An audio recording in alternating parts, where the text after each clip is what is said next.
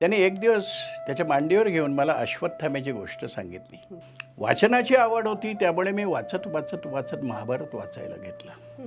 66 पासून अश्वत्थामा कुठेतरी माझ्या डोक्यामध्ये सतत काम करू लागला. योगायोग कसे असतात ते बघ, आणि योगायोगावर आणि त्या नियंत्यावर माझा प्रचंड विश्वास आहे. माणसं उगच एकमेकांना भेटत नाही. तुमची काहीतरी तो पूर्वनियोजित असतं, तो संकेत असतो, आणि म्हणून आपण भेटायचं असतं. अश्वत्थामा पाहिजे ना तुला. अश्वत्थामा इथे जवळ आहे, मी देतो तुला. म्हणून तुला आणला आणि माझ्या अंगावर सरसरून काढ. अरे तो कुठे गेला, कुठे गेला, कुठे गेला? तो अश्वत्थामा होता. ब्लॅक कॅरेक्टर ऑफ महाभारता हा कुणाचा तरी परमेश्वर आहे. आता अश्वत्थामा ज्या ज्या मार्गावर फिरलाय त्या मार्गावर मी गेलोय. तो अलीकडे माणसं वाचवतोय.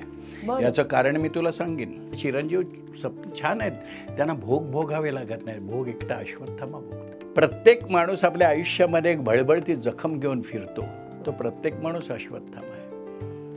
हा अश्वत्थामा मला मिळाला, आणि मग मी जेव्हा घरी आलो तेव्हा अश्वत्थामा लिहायला घेतला.